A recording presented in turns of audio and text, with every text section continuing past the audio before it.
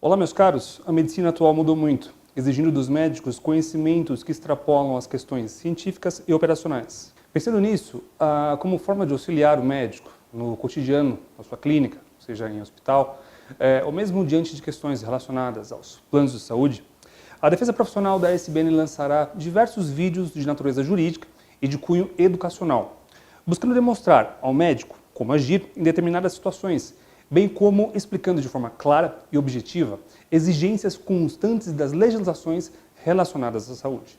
Doutores, a gente tem visto que a insurgência tem se mostrado bastante eficiente nesses casos.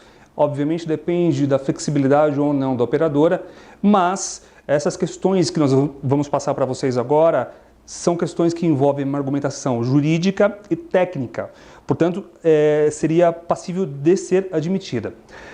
A junta médica, senhores, é regulado pela ANS, uma resolução super recente, que é a 424, pela Consul 898, e sim, tem força de lei. Essa discussão, eventualmente, de é devido, não é devido? Sim, é devido, até por conta de uma competência regulamentar que a própria Constituição Federal estabelece, a própria ANS. As regras, obviamente, primeira de todas, senhores, ética médica. Segundo, a própria resolução Consul, o Conselho Federal de Medicina expediu também duas resoluções de extrema importância. Peço atenção bastante nesse momento para que, inclusive, anotem o número dessas duas resoluções, a previsão eventualmente contratual e por último, a resolução normativa 424, recentemente, do ano passado, super nova. A resolução 898, a resolução Consul 898, essa é a pedra principal da questão referente à junta médica.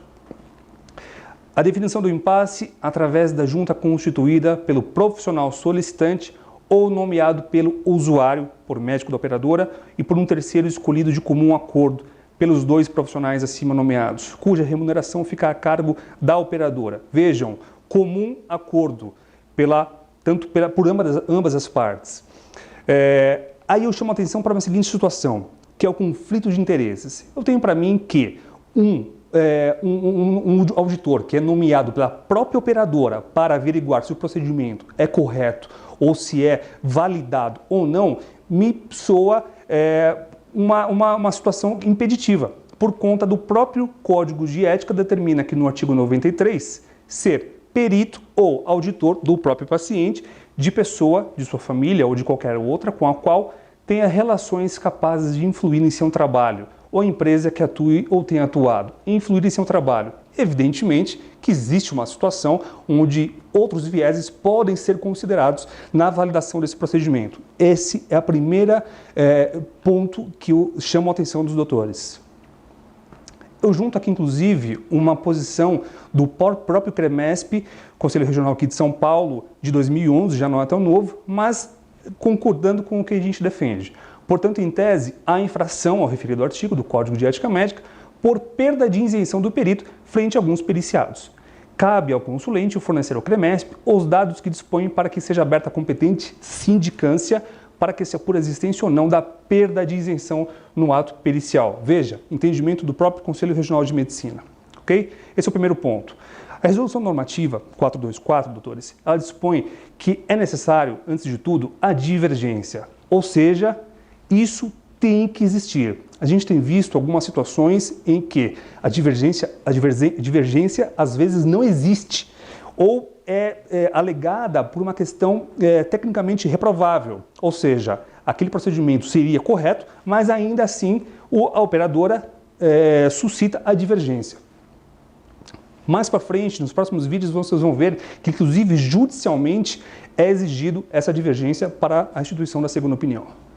Principais pontos, prestem bastante atenção. Exige sim maior atuação do médico, principalmente no que tange aos prazos, maior fundamentação dos pedidos, junta presencial sempre, obrigatoriedade da participação do paciente. Muitos doutores têm essa dúvida se o paciente precisa ou não ir. Sim, é necessário e obrigado a participação do paciente e atentar para a segunda opinião. Na minha concepção, aqui é o maior dos problemas. Se aqui for resolvida a situação ou for feito de forma regular, a questão subsequente, ou seja, a junta médica, fica comprometida. Então, analisando essa segunda opinião, que será alvo do próximo vídeo que nós faremos, você pode analisar que a junta médica não teria motivo de existir, ou seja, se a segunda opinião fosse efetivamente regular. Presencial ou à distância, veja, isso é uma disposição da lei. A lei permite que a junta médica seja presencial ou à distância. Texto da lei, quando se fizer necessária a presença do paciente. Doutores, isso é muito vago. Isso é muito vago porque quem vai determinar essa situação é o próprio desempatador, é o próprio perito. Isso é bastante comprometedor no que tange ao próprio paciente, evidentemente, que terá seu exame, sua patologia analisada à distância, inclusive a partir de documentos, e para o próprio médico, assistente que indicou o procedimento. O desempatador pode ser um médico ou um conselho profissional. Essa é a argumentação que nós utilizamos para indicar a Sociedade Brasileira de Neurocirurgia.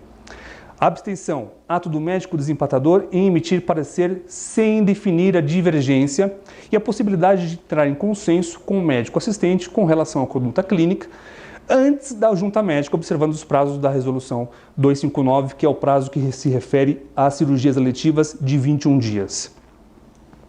Indicar a sociedade médica de especialidade.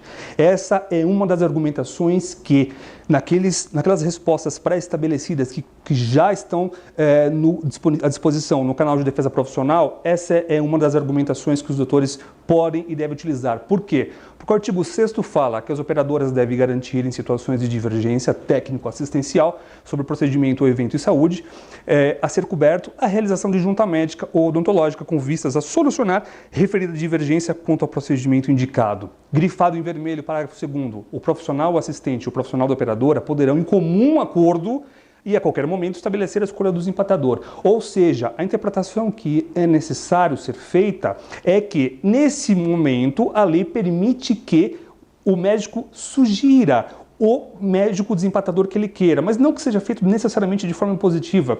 Veja, realmente existe um rol do artigo 10 dessa lei que estabelece a indicação de 4 médicos. Mas também há uma possibilidade de que esse médico seja feito de comum acordo ou mais, que sejam preferencialmente indicados pela sociedade médica. Olha a situação que os senhores devem se atentar. Principalmente, presencial ou não presencial, quem definirá o desempatador. Existem alguns entendimentos a favor da questão da junta médica, ou seja, da segunda opinião, que seja feita de forma não presencial à distância. Mas nós entendemos que essa situação é a minoria. Por quê? Porque a telemedicina e a teleradiologia possuem regulamentação para serviços médicos à distância e não contemplam o serviço de auditoria. Isso é um parecer recente. Resolução 2056 de 2013 estabelece um manual de perícia. Nesse manual de perícia, se vocês consultarem essa resolução, no artigo 58, a letra J, estabelece que a anamnese e o exame físico é um roteiro, faz parte do roteiro da perícia. A resolução 2147, recente de 17 também, que estabelece os deveres da diretoria técnica, não permitem a auditoria à distância. E a via videoconferência, uma análise de demais documentos pelo desempatador é chamada perícia indireta. Doutores, a perícia indireta é realizada somente em casos extremos, principalmente quando o paciente não pode se deslocar até a perícia. Ou, nos casos mais graves, obviamente, de impossibilidade, no caso de falecimento do periciando. Ou seja, se ele tem condições de comparecer, se submete e quer comparecer, não há motivo para ser feita uma junta médica não presencial. Aqui é o artigo 2º daquela lei referente aos diretores técnicos. Para o artigo 2º, os diretores técnicos de planos de saúde, seguro-saúde, cooperativas médicas e prestadoras de serviço em autogestão se obrigam a zelar para que não sejam realizadas auditorias à distância. Então, atente-se, há uma fundamentação técnica e jurídica para essas argumentações.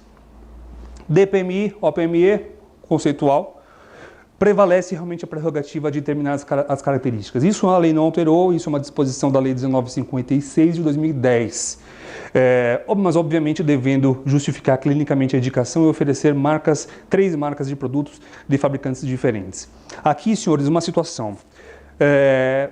é possível efetivamente você indicar e recomendar a marca ou o fabricante, desde que seja feito a título de referência. Atentem-se bastante a isso. Hoje não é mais possível fazer um pequeno ou um simplório pedido médico, pedido de procedimento cirúrgico. Hoje é necessário o médico se atentar para questões um pouquinho mais complexas, justificar tecnicamente, eventualmente sugerindo recomendações científicas. Puxa, mas isso é difícil, isso é muito complicado. Veja, ou temos isso, ou temos uma disposição de lei clara para impedir o seu procedimento.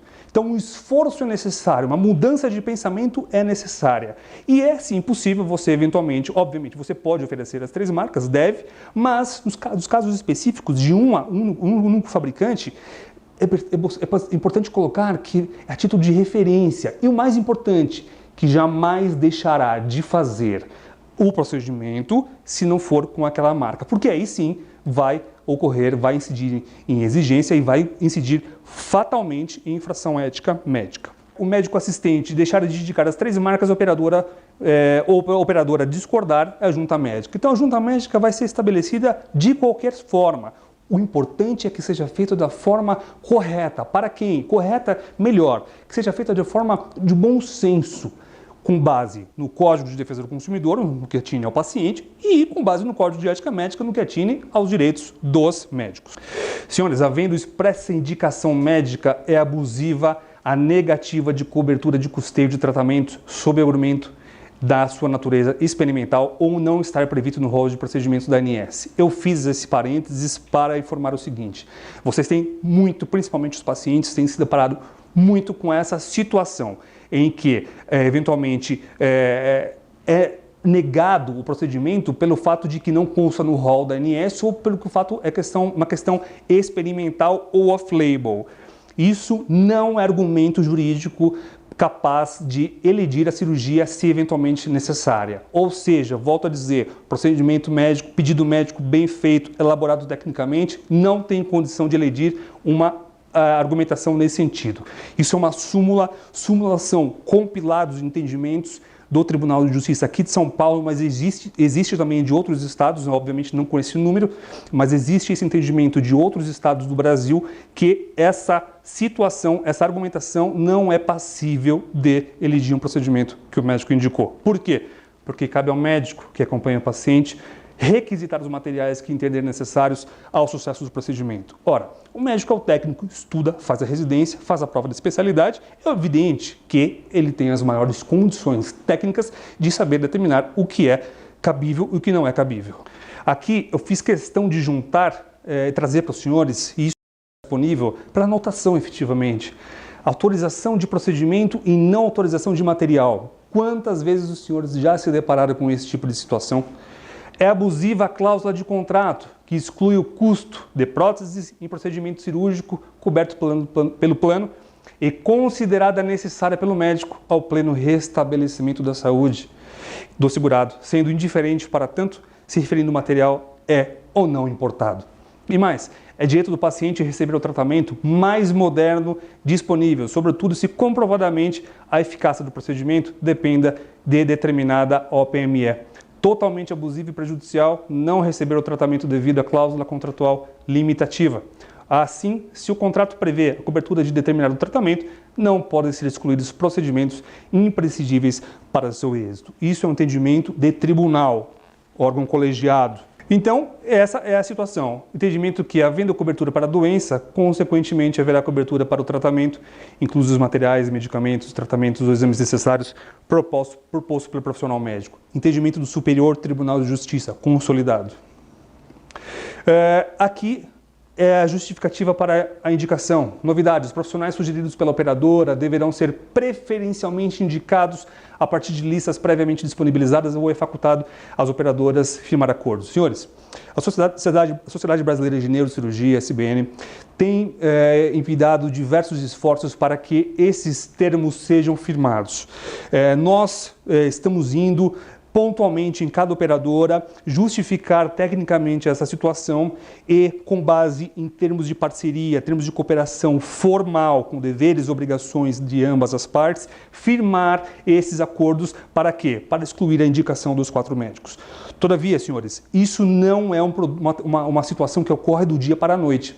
É uma negociação, é um processo, motivo pelo qual, enquanto a SBN não consegue, ainda não efetivou melhor esses acordos, é importante usar esses argumentos técnicos para poder fazer valer os seus direitos. Muitos dos senhores, eu já recebi muitas informações de que, Fernando, eu informo isso que você está falando, mas eles falam que é só preferencialmente. Senhores, a questão é bom senso. O direito é bom senso. A questão de preferencial não significa que é facultativo. Preferencial corresponde à boa prática médica, corresponde ao atendimento eficaz do paciente, corresponde eventualmente ao respeito aos códigos deontológicos do médico. Então, veja, é preferencialmente? Sim, é preferencialmente, mas a boa prática médica determina, como foi demonstrado, que o próprio julgador estabelecer quem serão os juízes nos soa estranho. Recomendação, a SBN, conforme falado, vem feito esses acordos, já existem acordos efetivos, já existem acordos formatados, inclusive recentemente, no final do ano passado, nós formatamos um acordo com o Tribunal de Justiça de São Paulo, através da sua presidência, através da Secretaria-Geral permanente da SBN, através da minha pessoa, fizemos esse acordo, já existe um termo de cooperação efetivo e já está em vias, eventualmente, de fazer também com o Ministério Público, ou seja, para mostrar a grandiosidade disso e para mostrar o benefício que trará à população essa situação. É a transparência, é a lisura, é a falta de parcialidade nas decisões. Sugestão sempre, pedir que indique a SBN, com base no artigo 6º e 2º da resolução que nós passamos, e pedir que a SBN faça uma junta médica colegiada. Junta médica colegiada SBN sendo feita realmente para eximir essa questão de isenção. Os senhores bem sabem, hoje em dia, dos 4 indicados, um serve como desempatador. Aí nos parece bastante hostil até essa forma de julgamento. A SBN, por sua vez, estabeleceu a junta médica colegiada. Junta médica colegiada com base em 3 profissionais que vão analisar aquele caso e, efetivamente, dar o parecer, comunicando ao médico, comunicando ao paciente, exatamente de como determina a resolução. Então, essa junta médica, para aquelas entidades que já tenham acordos firmados, é a recomendação que nós damos. O artigo 12 que nós falamos. E as recomendações é sempre essa: solicitar procedimentos bem feitos. O desempatador tem o viés da auditoria, então automaticamente ele está adstrito à resolução 1614.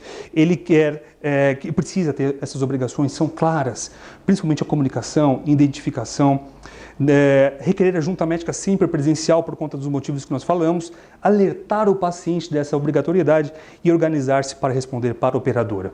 Os combates de desvios de paciente. É isso, mostrar conhecimento da legislação, se expressar corretamente, com base em argumentos técnicos, agir conforme a própria determinação, formalização. Eu sei que os senhores não têm esse costume, mas deveriam ter e vão passar a ter, de formalizar essas situações. Hoje em dia o e-mail é importante, mas eventualmente utilizar de telegramas, eventualmente correio e guardar os avisos de recibo, mas jamais telefone, porque fica muito superficial. Reclamações, eventualmente, no atendimento da operadora, o questionário, que nós vamos falar no próximo vídeo, e da denúncia, eventualmente, ao Conselho Regional de Medicina. As denúncias podem ser feitas pelas sociedades médicas, a SBN está totalmente à disposição de formatar essas denúncias, necessitando, pelo menos, de os documentos principais. Lembre-se, a atuação do desempatador, que eventualmente alicia ou faz uma junta médica com pouca maestria, com pouca cuidado, pelo menos 5 infrações éticas ele está cometendo. Senhores, Esse é o primeiro vídeo que nós vamos tratar sobre a junta médica. Nos demais vídeos serão tratados assuntos como a segunda opinião, seja no âmbito civil, seja no âmbito administrativo, principalmente sobre as questões que surgem mais dúvidas. Meu nome é Fernando Godoy, sou coordenador jurídico da Sociedade Brasileira de Neurocirurgia. Obrigado.